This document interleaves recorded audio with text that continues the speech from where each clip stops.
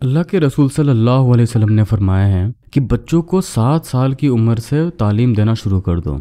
इससे हमें ये बात समझ में आती है कि 7 साल पहले कोई एजुकेशन उनके लिए नहीं है, लेकिन बच्चों का जो मेजर कैरेक्टर है वो डेवलपमेंट हो जाता है 7 साल के अंदर में ही। यानी 7 साल एक ऐसा लैंडमार्क एज है जिसके बाद से अल्लाह के रसूल सल्लल्लाहु अलैहि वसल्लम तालीम देने की बात कर रहे हैं। और 7 साल से पहले ही बच्चे का जो अखलाक है, उसका जो कैरेक्टर है, उसका दुनिया को देखने का जो नज़रिया है, उसका अक्सर हिस्सा बन चुका होता है। तो यहाँ पे हमें ये बात समझने की ज़रूरत है कि प्यारे नबी सल्लल्लाहु अलैहि वसल्लम जब एजुकेशन की बात कर रहे हैं तो वो एकेडमिक एजुकेशन की बात कर रहे हैं, जहाँ पे हम कुछ सीख रहे होते हैं इन टर्म्स ऑफ एकेडमिक्स। चाहे वो लैंग्वेज हो सकता है, वो कोई कैलकुलेशन हो सकती है, वो कुछ हिफ्ज करने की बात हो सकती है, लेकिन दुनिया को किस नज़र से देखना है ये 7 साल से पहले ही हो जाती है। आप एज ए पेरेंट 7 साल के अंदर में आपको क्या करना चाहिए जिससे कि बच्चों का कैरेक्टर डेवलप आप कर सकते हैं। पैदाइश से लेकर 7 साल की उम्र तक के बच्चों की तरबियत में आपको क्या रोल प्ले करना है जिससे आपके बच्चे का एक अच्छा कैरेक्टर बिल्डअप कर सकते हैं। देखिए, पहली बात तो ये समझने की है कि 7 साल की उम्र तक के बच्चों के अंदर में कोई मोरल अंडरस्टैंडिंग नहीं होती है। यानी हम बच्चों को ये नहीं बता सकते हैं कि ये तुमने क्या कर दिया, तुमने झूठ कैसे कह दिया, हमारे यहाँ तो इस तरीके से नहीं होता है। और जो मॉरल लेक्चर्स होता है, तुम्हारा बड़ा भाई ऐसी गलती नहीं कर रहा, तुम ऐसी गलती क्यों कर रहे हो, इस तरह की अंडरस्टैंडिंग इन बच्चों के अंदर में नहीं होती है। तो इस तरह की बात करना भी यूजलेस है। इस उम्र के बच्चों के अंदर में सिर्फ 2 बात समझ में आती है, वो होती है लवेबल या नॉट लवेबल। ये काम पसंदीदा है, नहीं पसंदीदा है। पसंदीदा होना या नहीं होना, इसका भी सर्टिफिकेशन वो अपनी माँ के आंखों में, उनके गार्जियन के आंखों में देख के वो समझता है कि क्या ये मेरे पेरेंट्स के लिए लवेबल है या नहीं है। बस इतनी सी बात। 2 साल का बच्चा आपको लग रहा है कि उसे कुछ समझ में नहीं आ रहा है उसके चारों तरफ में, उसके एतराफ़ में क्या हो रहा है, लेकिन हकीकतन वो हर चीज़ को समझने की कोशिश कर रहा है, वो एब्जॉर्ब कर रहा है। उसके अंदर में एम्पैथी, काइंडनेस, लव, ये सब इस टाइम पे डेवलप हो रही है। कोई भी इवेंट उसके आसपास में होती है तो उसका ना वो वैलिडेशन ले रहा होता है अपने पेरेंट्स के, अपने गार्जियन के, अपने माँ के, अपने वालिद साहब के आंखों में देख के, और उससे वो रिकॉर्ड कर लेता है कि इस तरह का इवेंट रिकमेंडेड है या नॉट रिकमेंडेड है। तो पहला पॉइंट आपको ये समझ में आ गया कि 7 साल की उम्र तक के बच्चे को किसी तरह के मॉरल लेक्चर्स देने का कोई यूज़ नहीं है। ये सिर्फ बच्चे को कंफ्यूजिंग स्टेज में डालती है, इसके अलावा और कुछ नहीं है। दूसरा पॉइंट, हम जब भी स्ट्रेस में आते हैं उस टाइम पे हमारे शरीर में एक हार्मोन रिलीज होता है।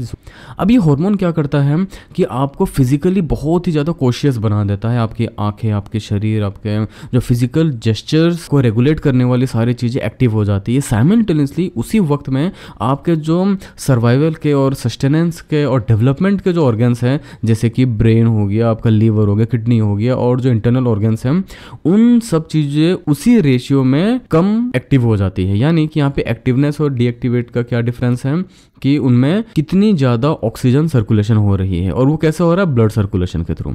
यानी कि ये वो स्टेज होता है जिसमें फिजिकल एक्टिविटी करने के लिए हमारे मांसपेशियों में ब्लड सर्कुलेशन बढ़ जाती है, साइमल्टेनियसली दूसरे पार्ट में उसी रेशियो में कम हो जाती है।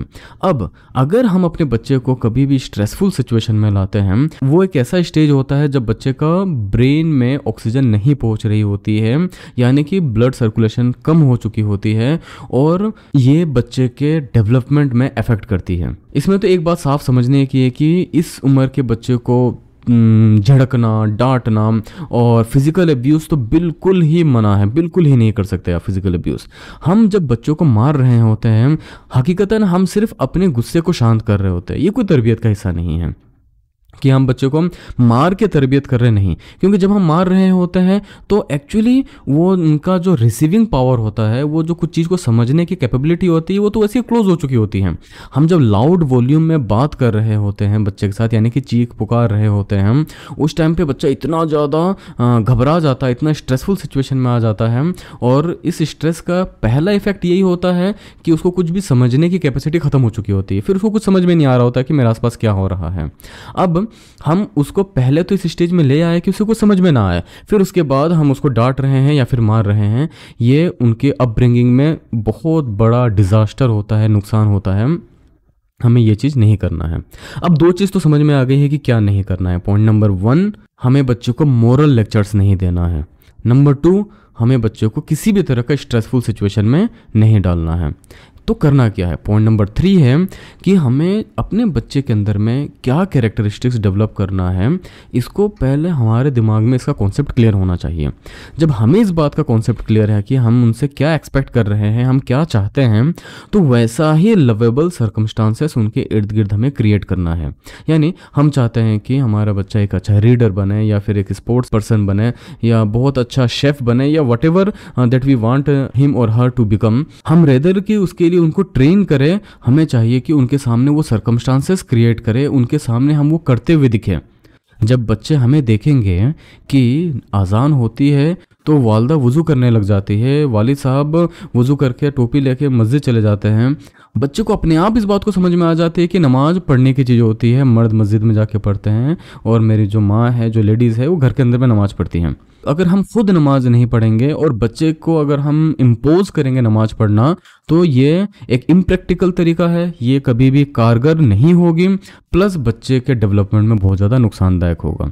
सिमिलरली हम चाहते हैं कि बच्चा रीडर बने, तो हमें अपने एतराफ़ में किताबें रखनी है, किताबें पढ़नी है। जब बच्चे हमें किताब पढ़ते हुए, कुरान को पढ़ते हुए देखेगा, बच्चा खुद भी इस चीज़ के ऊपर इम्प्लीमेंट करेगा।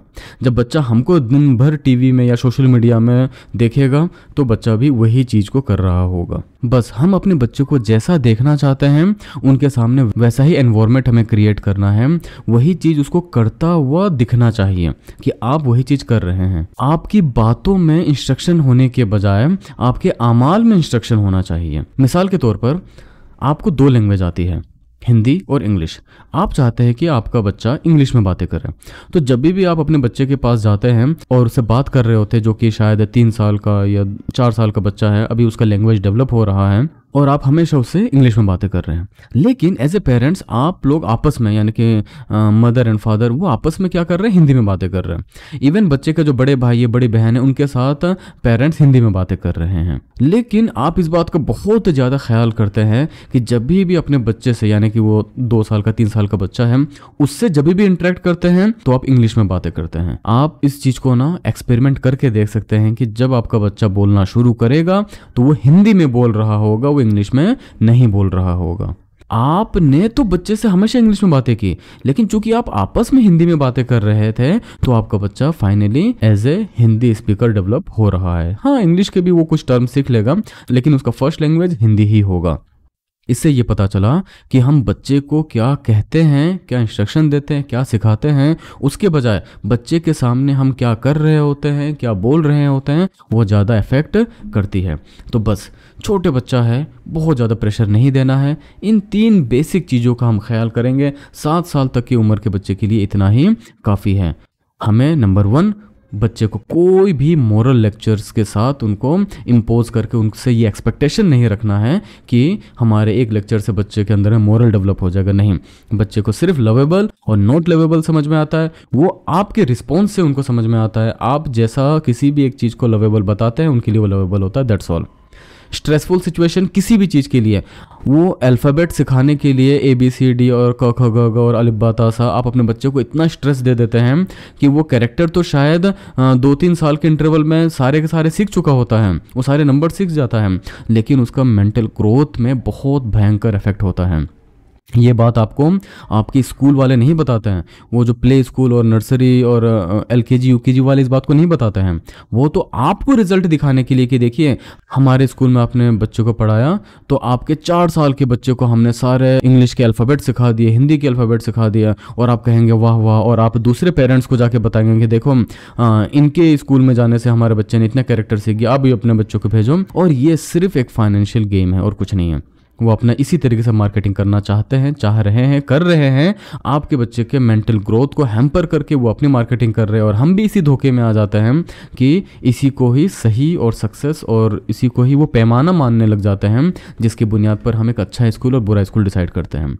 बल्कि हंसते खेलते अगर बच्चा कुछ कैरेक्टर सीख लेता है माशाअल्लाह, लेकिन उसको सिखाने के लिए किसी तरह का स्ट्रेस हमें नहीं देना चाहिए। यह हो गया हमारा second point, to avoid stressful situation. और point number 3, to create lovable circumstances.